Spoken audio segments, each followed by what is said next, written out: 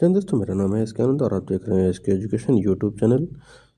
प्यारे साथियों, आज की इस वीडियो में हम आपके साथ चर्चा करने वाले हैं पहली बार में सीटेट में 130 प्लस का स्कोर कैसे कर सकते हैं और इसकी रामबाण तरीका और टिप्स क्या है। तो दोस्तों, इस वीडियो को लाइक और शेयर जरूर करिएगा और वीडियो पसंद आए तो इसको अपने दोस्तों के साथ शेयर करके चैनल को जरूर सब्सक्राइब करिए। तो चलिए वीडियो में बढ़ते आगे और देखते हैं आज की इस वीडियो में पहली बार में 130 प्लस का स्कोर आप कैसे बना सकते हैं, क्या रणनीति है और कैसे आपको पेपर के लिए तैयारी लास्ट अंतिम पलों में करके कैसे पेपर को हल करना है।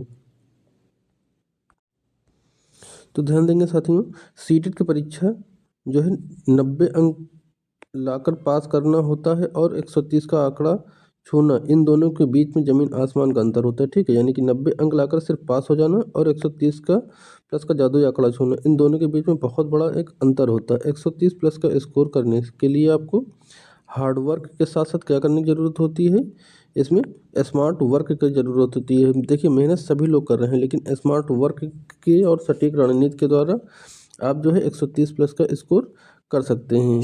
आपका लक्ष्य पहली बार में टॉपर बनना है तो हमारे द्वारा दी गई इन जानकारियों को अच्छे से आपको ध्यान देना और इनका पालन करना है। 5 चरण हैं, 5 फेज में हमने इनको बांट रखा है। आप आराम से इनका जो है पालन करके सीटेट को पास ही नहीं बल्कि 130 प्लस का टारगेट आप ला सकते हैं। तो सबसे पहला है खेल को समझना, यानी कि अंडरस्टैंडिंग गेम। ये आखिर ये क्या चीज़ है? तो देखिए, आपका 90 नंबर का जो है 90 नंबर की आपकी गणित को समझना होगा। गणित का मतलब यहाँ पर गणित नहीं बल्कि पैडागॉजी से है। ठीक है, 90 नंबर के गणित को आपको समझना है, यानी कि 90 नंबर की जो पैडागॉजी आती है उसको बहुत अच्छे से समझना है। ज़्यादातर लोग यह गलती करते हैं कि सिर्फ 30 नंबर की सीटीपी आती है, यानी कि बाल विकास ही पढ़ते रहते हैं। ये इस सीटेट में लगभग 150 में से लगभग 90 प्रश्न शिक्षण शास्त्र से ही आते हैं। 150 में से लगभग 90 प्रश्न सिर्फ और सिर्फ पैडागॉजी के आते हैं। देखिए, जो आपका 30 नंबर आपके सीडीपी से होते हैं। ठीक है, ये 30 नंबर आपके सीडीपी के हो गए, साथ ही 15 नंबर हिंदी की पैडागॉजी आएगी, 15 नंबर सेकंड लैंग्वेज जो लेंगे आप उसकी पैडागॉजी आएगी, 15 नंबर और 15 नंबर ईवीएस और 15 नंबर आपका गणित।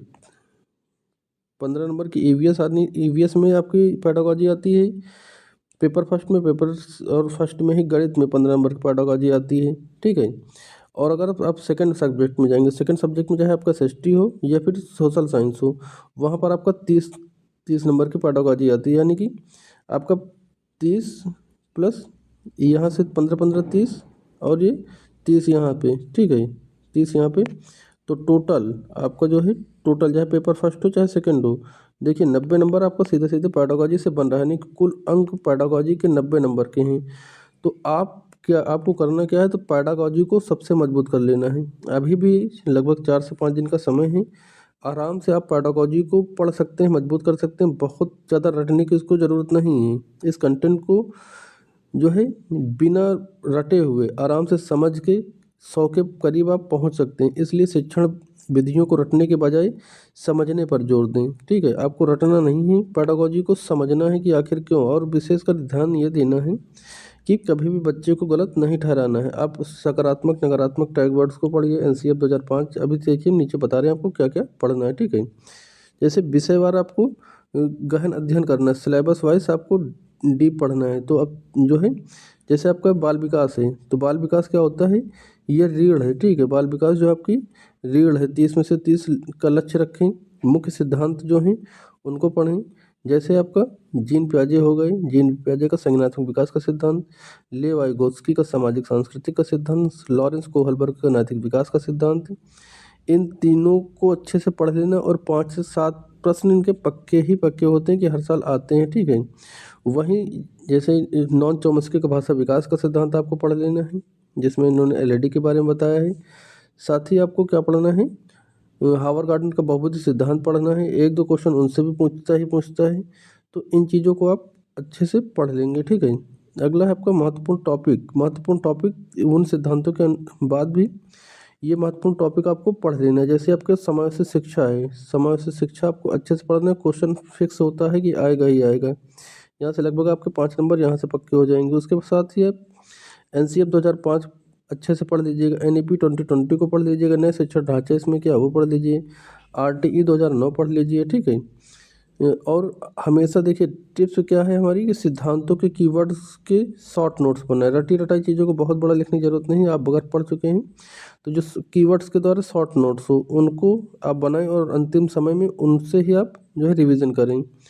अगला है आपका भाषा फर्स्ट और भाषा सेकंड, यानी कि हिंदी, संस्कृत या अंग्रेजी जो भी आप ले रहे हैं, पहली भाषा तो आपकी अनिवार्य हिंदी होती है, ठीक है। एक भाषा हिंदी अनिवार्य होती है, आप कोई भी बाकी अदर भाषा लेते हैं तो यहाँ पर 60 अंक आपके आ जाते हैं, ठीक है। यहाँ पर जो 30 नंबर का गद्यांश और पद्यांश होता है और 30 नंबर की पैडागोजी होती है, ठीक है। तो गद्यांश और पद्यांश के यहाँ पर फ्री के नंबर आते हैं, तो डेली जो है 1-2 पैसेज आप आराम से सॉल्व करें, ठीक है। अंतिम समय में जो आपके PYQ हो यानी प्रीवियस ईयर गद्यांश पद्यांश, उसको आप सॉल्व करने की कोशिश करें और स्पीड बढ़ा के रखें। परीक्षा में आपका यहीं पर समय बचेगा, ठीक है। पैडागोजी ध्यान देंगे भाषा की पैडागोजी में, तो भाषा अर्जन बनाम अधिगम यानी नॉन चॉम्स्की और स्टीफन क्रैसन के सिद्धांतों को समझें, ठीक है। नॉन चॉम्स्की और स्टीफन क्रैसन के सिद्धांतों को समझना होगा भाषा विकास की पैडागोजी में, ठीक है। अगला है आपका मुख्य विषय यानी कि कंटेंट प्लस पैडागोजी, तो यहाँ पर 60 अंक की आती है, ठीक है। पेपर फर्स्ट में मैथ और EVS यानी कि कक्षा 3, 4, 5 की NCERT नोट्स की किताबें तो पढ़ने का टाइम बचा नहीं, फिर भी आप जो कक्षा 3, 4, 5 का NCERT नोट्स की वीडियो चैनल पर अपलोड है, जाकर आप देख सकते हैं दोनों की, चाहे आपका EVS का हो चाहे मैथमेटिक्स से, जाकर देख लीजिएगा। 1-1 घंटे की वीडियो है, आराम से आपका पूरा सिलेबस NCERT बेस्ड कंप्लीट हो जाएगा, ठीक है। तो यहाँ पर आपको कक्षा 1 से 5 तक की बेसिक मैथ कैलकुलेशन को मजबूत रखना है पेपर फर्स्ट के लिए, ठीक है। और पेपर 2 के लिए आप क्या करेंगे, पेपर 2 के लिए भी आप SST और साइंस मैथमेटिक्स अपने विषय का जो है कक्षा 6, 7, 8 के NCERT नोट्स की जो वीडियो हों या जो शॉर्ट नोट्स पढ़ी हों उनको तुरंत आप रिवाइज कर डालिए, ठीक है। अभी भी कुछ दिन का टाइम है, आराम से उस चीज़ को आप देख सकते हैं,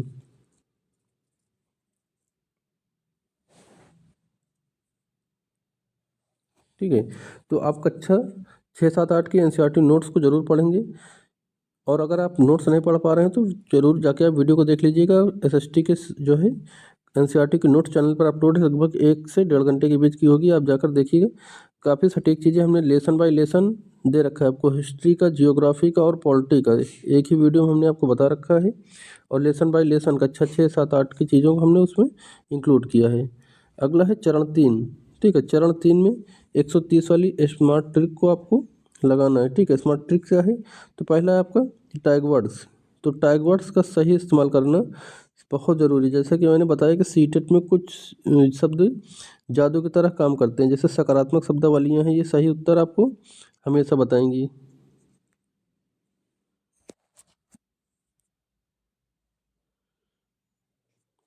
एक मिनट रुकेंगे, यानी कि जहाँ पर ये वाले शब्द मिल जाएं वो उत्तर हमेशा सही हो जाएगा। जैसे किसी विकल्प मिले अवसर देना, सक्रिय भागीदारी, खोजबीन, चर्चा करना, विविध गतिविधियाँ, लोकतांत्रिक माहौल, समावेशी कक्षा, ठीक है। और बच्चे का अनुभव, मातृभाषा, जिन विकल्पों में मिले वो विकल्प हमेशा आपका सकारात्मक जो है होगा, यानी कि सही विकल्प होगा। अगला है आपका नकारात्मक शब्द, यानी कि हमेशा यह उत्तर कभी भी नहीं हो सकता। जैसे जिस विकल्प में मिले स्टार्टिंग में केवल, मात्र, ठीक है, ओनली यानी रटना, हतोत्साहित करना, लैंगिक भेदभाव, दंड देना, पाठ्य पुस्तक केंद्रित शिक्षा या शिक्षक केंद्रित शिक्षा, या फिर अंकों की होड़ के लिए पढ़ाना, या अंक जो है दो बच्चों के बीच में तुलना करना, परीक्षा के लिए पढ़ाना, ठीक है। और जो है भेदभाव के साथ साथ किसी बच्चे को पढ़ाने से मना करना, ठीक है। या समान पाठ्यक्रम लागू करना, मानक पाठ्यक्रम लागू करना, ठीक है। तो ये सभी क्या होते हैं, ये सभी के सभी निगेटिव टैग वर्ड्स होते हैं, ये सीधे कटते हैं विकल्प, ठीक। अगर प्रश्न पूछता है कि सही है तो सकारात्मक शब्द जो है वाला विकल्प चुनेंगे, अगर पूछता है कि क्या सही नहीं है तो हमेशा नकारात्मक वाला शब्द आप चुनेंगे। देखिए दोनों तरह से पूछता है कि इसमें कौन सा सही है, तो सही है तो ठीक है सकारात्मक वाला हो जाएगा। अगर इस तरह से आता है कि इसमें से क्या नहीं है, तो नहीं के नीचे आप अंडरलाइन करेंगे और नकारात्मक वाला विकल्प आप चुन के सही मार देंगे, ठीक है उसमें। अगला है आपका बच्चा हमेशा क्या होता है, बच्चा हमेशा सुपरमैन होता है या सर्वोपरि होता है, ठीक है। बच्चा हमेशा सर्वोपरि होता है, यानी कि चाइल्ड रिजल्टेंट मिडेस्ट होता है, ठीक है। पैडागोजी के किसी भी विकल्प में कोई भी प्रश्न आए तो आप वहाँ फंस जाएं तो उस विकल्प को चुनें जिसमें बच्चे का सबसे ज़्यादा भला हो रहा हो, बच्चा सबसे ज़्यादा एक्टिव हो। याद रखें, टीचर, स्कूल, सिस्टम गलत हो सकता है लेकिन बच्चा कभी भी गलत नहीं हो सकता। तो किसी भी विकल्प में बच्चे की जो गलती है, बच्चे की गलती आप नहीं निकालेंगे। अगर बच्चा फेल हो रहा है तो बच्चा नहीं फेल हो रहा है, फेल होता है तो स्कूल का सिस्टम फेल होता है, टीचर की जो है शिक्षण विधि होती है वो फेल होती है, टीचर फेल होता है, मैनेजमेंट फेल होगा, लेकिन बच्चा कभी भी फेल नहीं होगा। किसी कभी भी बच्चे की गलती आप किसी भी विकल्प में नहीं निकाल सकते हैं, ठीक है।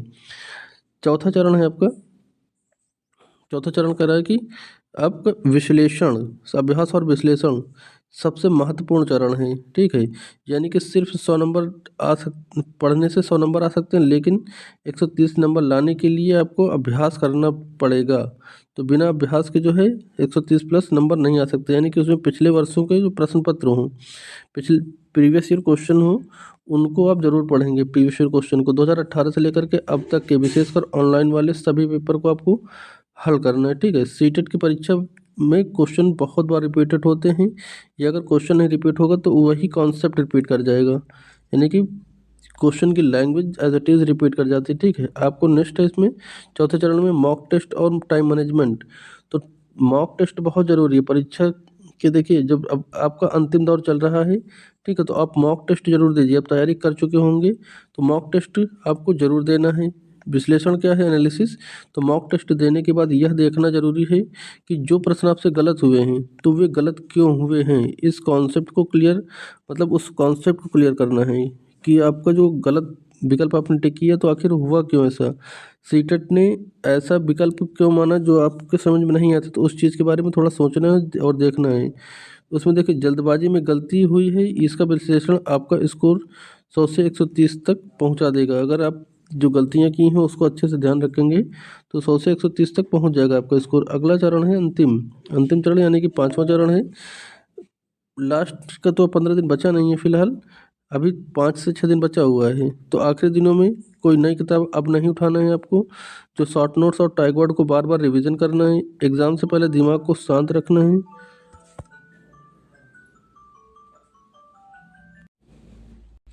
और सीटेट से ज़्यादा ध्यान अपनी जो सीटेट का ज्ञान से ज़्यादा धैर्य और समझ की परीक्षा है, ठीक है। यानी कि जो सीटेट की परीक्षा होती है आपके धैर्य की परीक्षा होती है। आपको 150 क्वेश्चन 150 मिनट में आपको सॉल्व करना है।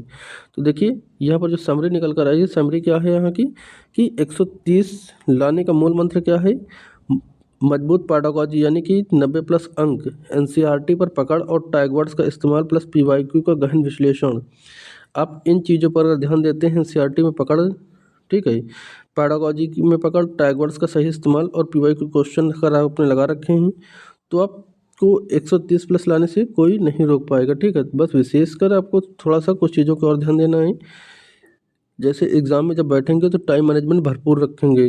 किसी भी पार्ट पर क्या है कि जैसे 150 क्वेश्चन होता है और 5 पार्ट होते हैं, तो एक पार्ट को सॉल्व करने के लिए 30 मिनट होगा।